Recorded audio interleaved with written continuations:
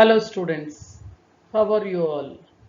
Already we saw about DNA structure in Google Meet live class, online class. We can see it. Now from this diagram itself you can understand it is a double helical structure.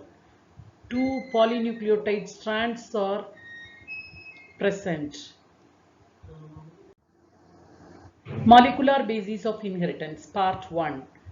Under this, we are going to see the following subtopics. First one, introduction, structure of DNA, polynucleotide chain, then differences between euchromatin and heterochromatin, then salient features of DNA, Chargaff's rule, then central dogma, packaging of DNA in prokaryote and eukaryote. Introduction.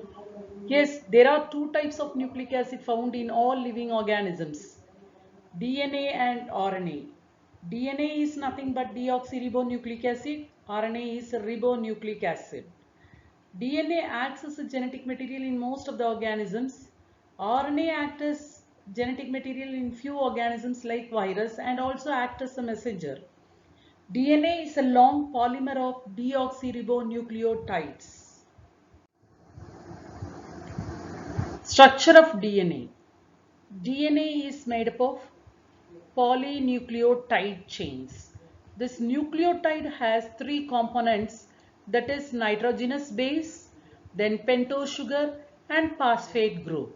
This nitrogenous base, there are two types, purines and pyrimidines. Purines include adenine and guanine. Pyrimidines include cytosine and thymine.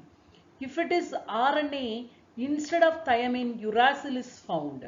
Then pentose sugar, two types, that is a ribose, that is in RNA, deoxyribose in DNA. Then third one is phosphate group.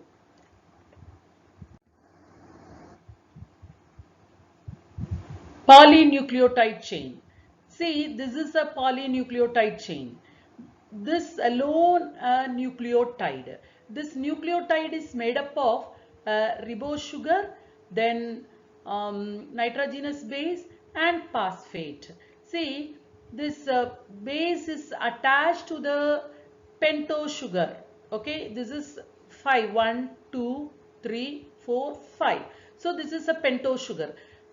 This nitrogenous base is attached to the pentose sugar with glycosidic linkage to form a nucleoside. This is nucleoside. Then this phosphate is linked to the nucleoside to fifth position of the sugar through a phosphodiester linkage. So now this together called nucleotide. Here many nucleotides are present, so it is called polynucleotide chain. A polynucleotide chain. Two nucleotides are linked through 3' 5' phosphodiester linkage to form dinucleotide. They are joined together. In RNA, nucleotide residue has additional OH group present at second position of the ribose sugar, and uracil is found instead of thymine.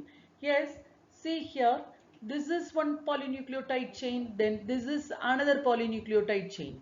How they are connected? You can see here thymine with adenine by double hydrogen bond, guanine with cytosine by triple hydrogen bond, you can see here. Okay, this side 5' end, here 3' end, here 5' so here 3', here 3', so 5'. So they are in anti-parallel.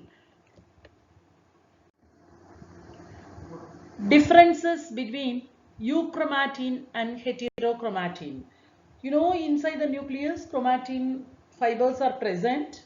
These chromatin fibers, while taking stain, sometimes they are taking less stain, sometimes they are taking more stain.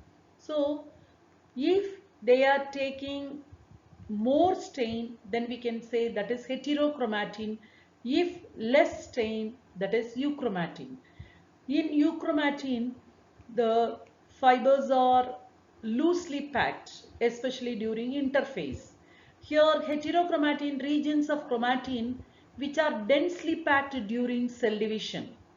Then euchromatin, the chromosomes are stained with Fuel-Gen stain. These appear lightly stained chromatin, but heterochromatin, the same stain, Fuel-Gen stain, but intensely stained, that is darkly stained. In euchromatin, active genes are found, heterochromatin, inactive genes are found. In euchromatin, they do not contain repetitive DNA sequence, but in heterochromatin, repetitive DNA sequences are present. Then euchromatin transcriptionally active, heterochromatin transcriptionally inactive. What is meant by transcription? The DNA is transcribed to messenger RNA. Okay, that is only called a transcription. So euchromatin active but heterochromatin inactive. Now we can see the salient features of double helical DNA. James Watson and Francis Crick in 1953 proposed the double helical model of DNA based on X-ray diffraction data produced by Wilkin, and Rosalind proposed this model of DNA. DNA is made up of two polynucleotide chain in which three components are found, that is nitrogenous base, sugar and phosphate. Nitrogenous base and sugar together called nucleoside. Along with that, phosphate is joined. Now we can call it as nucleotide. These two chains have anti-parallel polarity, that is 5' to 3', 3' to 5'. Already in the previous slide we saw. The bases in two strands are paired through hydrogen bonds. Adenine always pair with thymine by double hydrogen bond. Guanine always with cytosine by triple hydrogen bonds.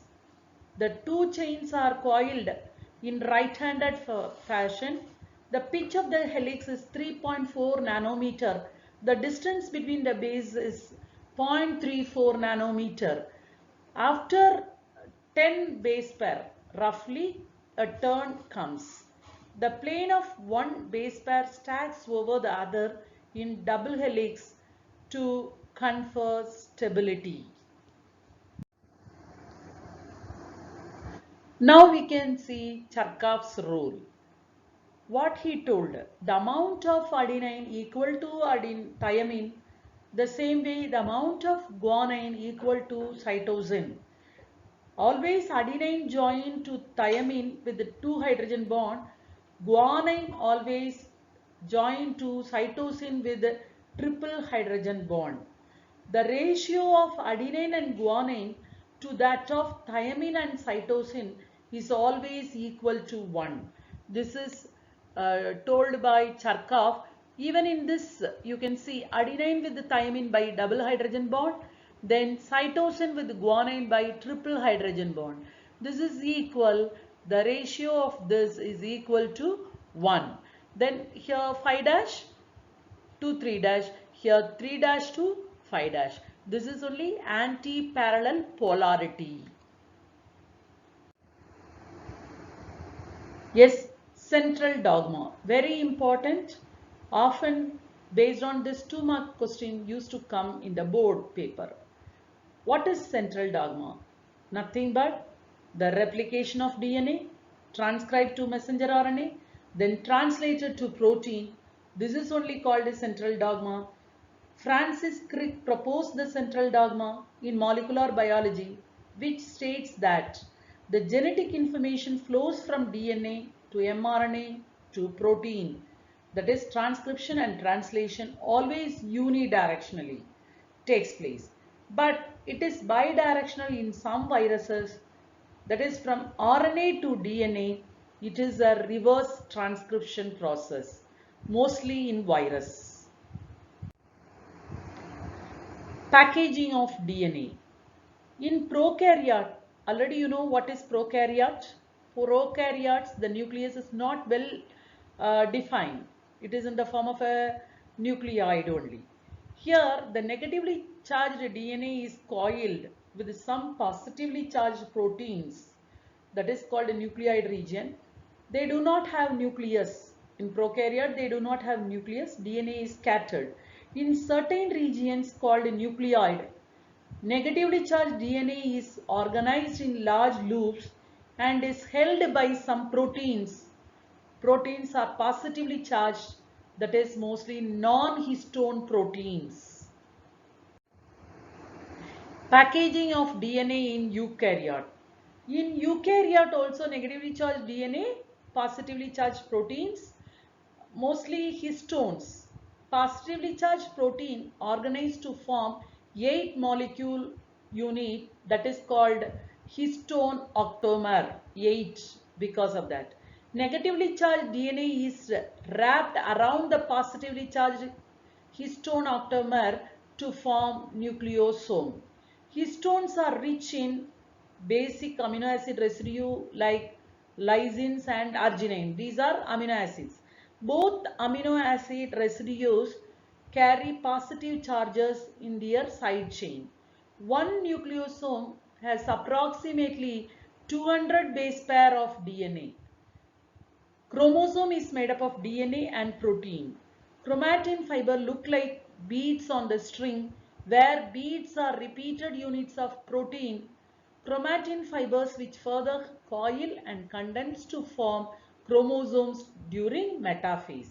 So in the nucleus, chromatin fibers only found, but it becomes coil and condense to form chromosome during metaphase. Nucleosome is also an important question. Most of the paper it came. Nucleosome is nothing but negatively charged DNA wrapped around by positively charged histone octamer to form nucleosome in eukaryotes. Thank you. We can see the rest of the portion in part 2.